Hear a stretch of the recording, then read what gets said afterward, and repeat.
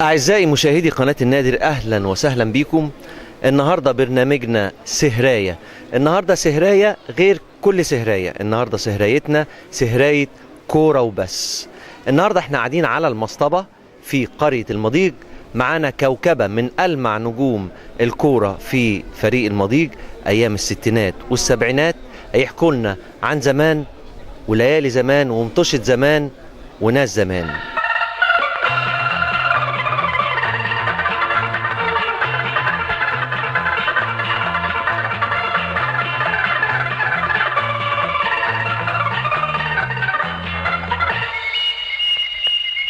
معانا من اليمين للشمال على طول زي ما بيقول المعلقين، معانا كابتن عبد الله حسين لاعب المضيق والمنتخب النوبي السابق والمدير الفني لشباب المضيق بالكويت، ومعانا كابتن حماده اتاتا لاعب ونجم المضيق والمساره والمضيق بالكويت سابقا، ومعانا كابتن رضا محمد حسن لاعب المضيق. كل سنه وانتم طيبين.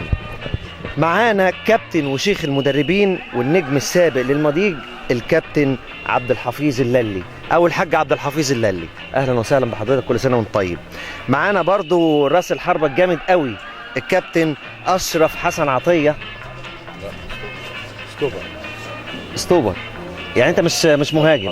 معانا الاستوبر الجامد قوي برضو كابتن اشرف حسن عطيه، ومعانا كابتن طارق حسب الله. كل سنه وانتم طيبين. النهارده بنتكلم عن الكوره في المضيق، هنتكلم عن الكوره في المضيق الاول وبعد كده هنتكلم على الكوره في النوبه عموما. ايه رايك في الكوره في المضيق يا كابتن؟ حاليا الكرة في المضيق في هبوط. ليه يا كابتن؟ مستوى متدني جدا. اخد لي بالك لعدم الاهتمام بمركز الشباب. ما هو مركز الشباب ده هو مركز الاشعاع في البلد، بيخرج منه كل حاجه، اللاعب الجيد واللاعب السيء واللاعب الله، ولكن ما فيش اهتمام من الشباب مش من القياديين صراحه. النهارده كرة القدم بيلعبوها يوم واحد في الاسبوع اللي هو يوم الجمعة فقط. احنا كنا بنلعبها الصبح وعصر وكان كل يوم، وكان صراحة فيه اهتمام بالقيادات وبالذات بالكابتن للي اللي هو اللي مسك مرنا من اول كان سننا 12 13 سنة. النهارده مفيش حد بيهتم بالحتة دي ابدا. ونفسهم اللعيبة او الشباب ما بيهتموش بكرة القدم. ان هذا مشكلة، اصبح النت واصبح الحاجات دي وسائل الاتصالات اخذت وقت كتير منهم. فاصبح كرة القدم بيمارسوها مرة واحدة في الأسبوع اللي هي الجمعة، في حين احنا أيامينا كنا بنلعب الجمعة دي، كنا بنلعب مثلا الصبح وبنلعب العصر وبنلعب، ما بنسيبهاش أبدا. فكان المستوى زمان عالي، وكان الحاجات دي بتفرز لعيبة كتير جدا. يعني صعب زمان اللي ياخد مكان في الفريق الأول، كان صعب جدا. ليه؟ لوجود لعيبة كوكبة شديدة جدا، يعني المركز تلاقي فيه 5 6. لكن حاليا أقدر أقول لك يا دوب تقدر تكون فرقة في المضيق. بنسأل شيخ المدربين، هو الكابتن بيقول ان في مشكلة للشباب، عدم لعب الشباب في المركز اللي موجود. ايه السبب في كده؟ هل ده تقصير منهم ولا هم مش لاقيين الامكانيات المتاحة؟ لا، هي الامكانيات موجودة واحسن من الاول واحسن من ايامنا كتير، يعني فيها امكانيات كثيرة وفي فرص، بس هو زي الاخ عبد الله ما قال ان هو طبعا موضوع النت والاتصالات دي وبتاع هي ماخذة وقت منهم، بس هي برضه في تقصير من مجلس إدارة مركز الشباب. يعني تقصير مركز الشباب ولا مركز الشباب، رئيس مجلس الإدارة هو اللي بيجي. كان في عامل موظف من الشباب والرياضة ده ما بيجيش إلا في الأسبوع مرة واحدة. في عامل مثلا ما بيجيش مرة واحدة. إحنا أيامنا ما كانش فيه الكلام ده. إحنا اللي بنعمل كل حاجة، مجلس الإدارة اللي بيعمل، الشباب معانا كان بيعمل، كنا مقسمين لجان، لجنة رياضية، لجنة فنية، لجنة ثقافية، لجنة دينية، وكنا بنعمل ندوات كل أسبوع. فكنا بنقعد مع الشباب كل أسبوع بنقعد ونتكلم وبتاع، وكان في احترام. الشباب نفسه كان بيحترم الناس الكبار دي لأن متواجدة معهم، فكان في احترام في الأول. فالنهارده ما فيش اختلاط، يعني في فاصل بين مجلس الإدارة ما بين الشباب. فإن هذا مجلس الإدارة لو اهتم، مثلا مجلس الإدارة بتكون من 8 تنفار، لو كل واحد خد حاجة المركز هتمشي كويس. تبالك يعني كل واحد مسك لجنه معاه 4 5 نفر من الشباب الصغيرين، وبقى يبص للبراعم. سيبك من الناس الكبار دي اللي طلعت مثلا دخلت في السن خلاص بقى الثانويه العامه وبتاع، ده مش هيفيد المركز. فانا بص للشباب الصغير، فلو فيها الشباب الصغير ما فيه اهتمام بالشباب الصغير، ان مركز الشباب هترجع زي الاول واحسن كتير من الاول، يعني فيها امكانيات دلوقتي. كابتن لاني ايامينا ايام زمان يعني سنه 83 84 لما احنا كنا في الدراسه ما كانش فيه وسائل، برضو زي ما الكابتن عبد الله كان بيقول ان ما كانش فيه وسائل ان احنا كنا حياتنا كلها كوره. كنا بنيجي من المدرسه بنلعب كوره في ملعب خماسي، وبعد كده بعد الظهر او بعد العصر بنلعب في الملعب الكبير. كل وقتنا كان كله كوره. يعني حتى كمان يعني اهتمامنا كان بمركز الشباب احنا اللي بنيناه. يعني الكابتن لا اللي يشهد بكده، احنا بنينا المركز الشباب ده والله بايدينا. يعني هما الجيل ده له المركز ده موجود. يعني الجيلنا احنا كان يعني كان عظماء يعني في معانا، ساعدونا الاستاذ اسماعيل كان بيشيل معانا البلاط والرمله والحاجات دي، ولا كلنا كنا بنشيلها بكتافنا والله. احنا عملنا المركز ده وعملنا الملعب، وحياتنا كلها كانت كوره. عشان كده الكوره كان ايامينا كان في لعيبه كتير ولاعيبه ويمين برضه. كان زمان برضه كان في ملاعب حوالي بتاع 9 ملاعب، ملعب مثلا الستيتا، ملعب عبد الفتاح، ملعب عبد الجبار، ملعب فن، ملعب شورى. دي كل الملاعب دي مليانه بعد العصر الساعه 3 بيلعبوا الشباب. وكان اللي ياخذوه من الملاعب دي تنزل الملعب الكبير، كانوا بيلعب في استاد القاهره. يعني لما يخش الملعب بس يا كابتن دلوقتي في ملاعب، ما فيش ملاعب غير ملعب واحد بس. ايوه بس الامكانيات اتغيرت. ما فيش ملاعب دلوقتي ما فيش ملاعب. وسبب تدني المستوى الكوره في المضيق الملعب الخماسي. الشباب اتجه للملعب الخماسي بسبب الملعب الاساسي. لما يجي يلعبوا ماتش على الملعب الاساسي 11 لا بتكشف، ما فيش لياقه، يكون تايه ما بيعرفش. هذه مشكله في كده. النهارده ما فيش مدرب بينزل مع الشباب، ما فيش مدرب بينزل. لو في مدرب بينزل زي ايامنا احنا كنا يا اخي كبار وبتاع. والكابتن المدرب كابتن مصطفى رحمه الله عليه، مصطفى احمد حسين فرج، كان بيقول اطلع بره واحنا كبار، اطلع بره بنطلع بره. النهارده ما تقول اطلع بره انت صغير. خدت بالك ليه؟ عدم تواجد اداره المركز، لا فيها مدرب ولا في بتاع، كله بينزل ايه تقسيمه وبس. فلو في مدرب بيعمل سويدي، بيعمل جاري، بيعمل لياقه، هيكون في لياقه. لكن ما فيش مدرب بينزل، ما فيش مدرب بيشرح لهم خطه، ما فيش مدرب بيحببهم في بلدهم مثلا، يخليهم يعني كان احنا لما كنا بنتغلب ما بنخشش البلد. لو بنلعب ماتش بره او في الملعب بتاعنا بنتغلب ما بنخش البلد الا بعد العشاء. ما كانش في كهرباء. خايفين من الناس خايفين من الناس ومن الحريم، لا مؤاخذه كمان مش من الرجال، من الحريم خايفين. برضه هو عدم وجود الاحترام. الناس حذفت عن حضور حتى المدرب اللي بيجي عايز يساعد الفرقه ما بيجيش. النهارده الشباب اختلف اخلاقياته عن الاول. انا معك، بس انا اللي بطلبه دكتور ان انا يعني قصدي ايه؟ ان انا بطلب، انا ما ببصش الكبار، انت خد الشباب الصغيرين البراعم وربيهم، فهمهم ايه الغلط وايه الصح. لكن هذا ما فيش واحد كبير بيتواجد مع الشباب الصغيرين. بص الشباب بيخرب وبيضرب بعض وبيتخانق وبتاع. احنا في ماتش كنا بنلعب ماتش هي منظومه كامله. ايوه مدرب ماشي. احنا عندنا مشاكل تدني الكوره، تدني المستوى عندنا. اعتقد الرياضه منظومه حاليا ممكن ترجع ل4 أو 5 اسباب. السبب الاول زي ما قال كابتن حماده ان ملاعب الفرعيه او ملاعب المحليه انتهت تماما بسبب بقى عزوف الشباب او بسبب التوسع العمراني. ما فيش ملاعب دلوقتي حاليا محليه او نقول ملاعب فرعيه. الموضوع الثاني التكنولوجيا واحنا اللي بينا فيها دلوقتي الشباب. الهدف الثالث الهجره الشباب نفسها سواء للدراسه او العمل خارج الخليج او اي خارج المملكه. اصعب ما في الامور هي فعلا هجره الشباب. المشكله اللي عليها فعلا الشباب الموجود حاليا هو نقول من 12، يعني نقول شباب براعم من 12 ل 18 او كتير قوي 20. الشباب ده اعتقد سن خطير جدا، عايز معامله بشكل اعتقد مهني شويه لحد كبير في المعامله معاهم في التوجيه. الشباب النهارده غير شباب زمان. التوجيه النهارده غير بس يا ابني عيب كده الكلام ده ما يحتاجش النهارده كده، لا عايز تثقيف، عايز محاضرات، عايز ناس فاهمه كويس جدا سيكولوجيه الشاب في السن ده ويتعامل معاه، لان الشاب النهارده اختلف تماما. بنعاني جدا برضو يعني زي ما احنا كنا زمان كان الملعب الكبير بيكون فيه تقريبا فرقه 2 3 والملاعب الفرعيه كلها مليانه. مين كان يتجرأ ويقدر يلاقي فرصه يلعب في الملعب الصغير؟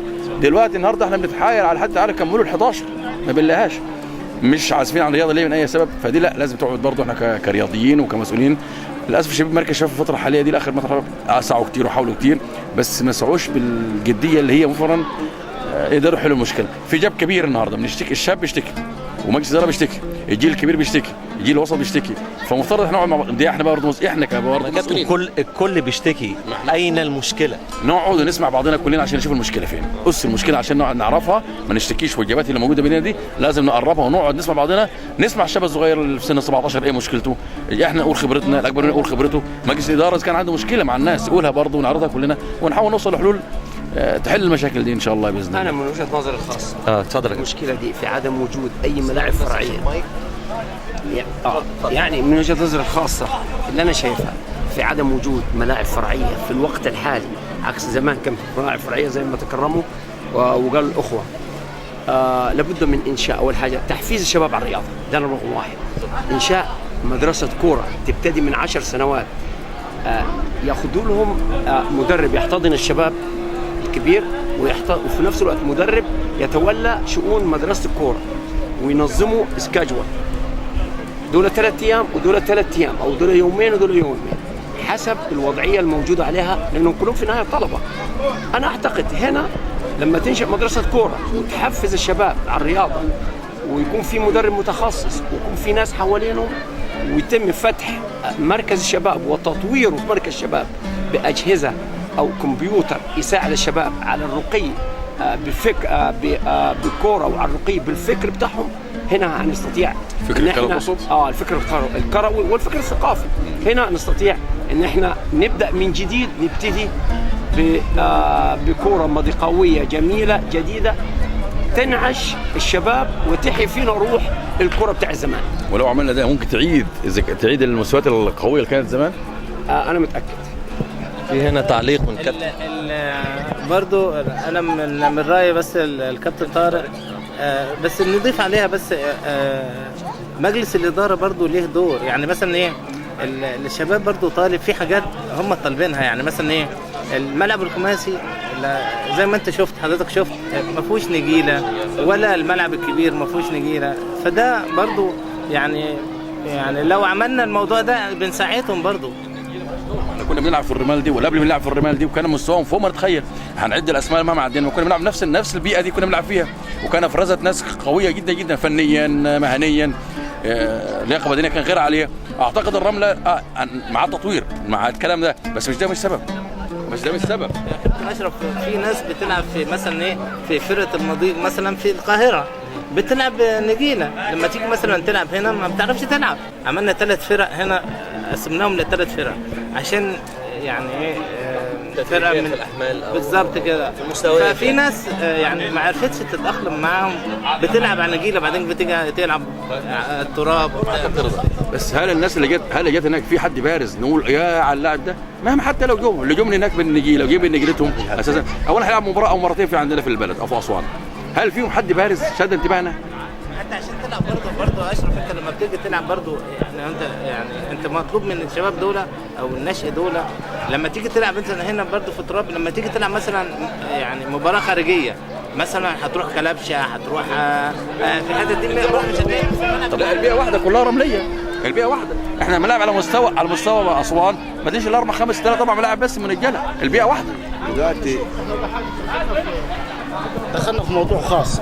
طيب احنا الارض والكابتن ده احنا كده الماتش احتدم، فاحنا نهدي اللعب شويه ونشوف الدنيا، ولا ايه رايك يا كابتن؟ اتفضل. طيب احنا عايزين في السهريه الجميله ديت اللي احنا قاعدينها، كنا دايما لما بتقعدوا مع بعض يا كابتن اشرف، ايوه يا كابتن طارق، فاكر زمان وتروحوا مبتسمين. احنا عايزين كان زمان وانتم مبتسمين ديت، خبايا كان زمان ايه المواقف يا كابتن اللي انتم مريتوا بيها في النوبه؟ ايوه تعالى بقى يا كابتن بقى، انا احب المصايب. ده كان في ماتش بينه وبين الكابتن اللالي. كابتن لالي كان لاعب واحد مكاني، فانا كنت بره. يعني كابتن لالي كان المدرب. خلي بالك يا كابتن، ده هيقول اهو هيفتن. وبعدين ما لعبنيش، وبعدين جيت من وراه بقول له مش مركزه يا لالي، مش مركزه يا لالي. عايزك تطلعه يا كابتن عشان هو ينزل.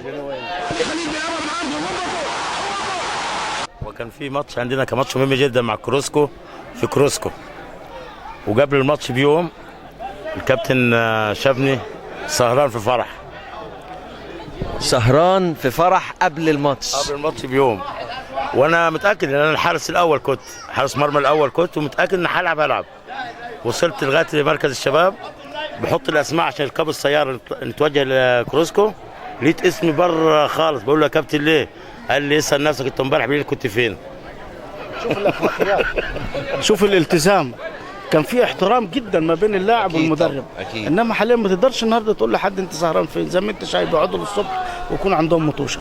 طب كابتن للي احنا بنتكلم، اتفضل. لعيب برضه اسمه زكاري كان بيلعب في ايه ده كله ضحك على كابتن زكاري، ده يبقى فيه حاجه، فنشوف ايه موضوع كابتن زكاري. لا بقى كابتن زكاري كان اه يا كابتن. لا زكاري ده لاعب كان من العلاجي، لاعب كبير جدا، وكان زميل. ده كان بيلعب فين؟ ده لاعب العلاجي. كان بيلعب في العلاجي. وده كان زميل لي على الدكه يعني في المدرسه الثانويه، كان صديق جدا. فكان في ماتش مهم جدا بيننا وبينه، وكان انا وجعفر البرهام وشعبان ابو زعبوط. اللاعب ده سريع، يشوط الكره يحصلها كان. فقلنا احنا عايزين نخلص منه، اخد لي بالك. فجه شعبان شعبان لعب على الشمال وانا نزلت سردباك. شعبان ده اسمه ده؟ لا مش شعبان، علي شعبان. لا لا ده غير شعبان، غير شعبان، ده غير ده هو الكابتن بيتكلم عن حد تاني. ده ماتش تاني. فعشان نخلص منه طبعا بطريقه غير شرعيه او شرعيه، فقام حطاله، خلاه يفوت الكره وحطاله ركبته على ده كده دي اخلاق رياضيه يا كابتن، دي اخلاق رياضيه يا كابتن. خلي بالك. فهو يقصد الموقف ده طبعا عشان نرتاح منه. لا بس ده موقف مرفوض يا كابتن، يعني معلش مع احترامي، يعني نوطي الصوت شويه وكانهم ما يسمعوهاش يعني، بس دي من المواقف. في مواقف تانية، في موقف الكابتنين اللي هناك، كابتن طارق كابتن طارق وكابتن اشرف. في يا جماعه موقفين من كابتن اشرف وكابتن طارق عايزين نسمعهم، ايه هم؟ قبل موقف مع كابتن طارق كان في موقف شخصي بالنسبه لي انا، اللي هو كنا مباراه جورطه بقى انا كابتن حماده، فكنت طبعا الاسترداد بتاع الفريق الاساسي في المباراه ده. انا ما نزلتش، انا في اليوم ده كان اختي بتولد، اعتقد ابن اختي ده اشتهر اكبر شهره عربيه. فين اشرف؟ راح ودي اخته تولد، فين اشرف؟ راح ودي اخته تولد. يمكن اكثر مولود اشتهر على المستوى المنوب حوالينا في الموقف ده، وجت في مباراه مهمه جدا، لو كنا فزنا فيها كنا ناخد بطوله. فكل بيزعل اشرف فين؟ ده راح مع اخته تولد.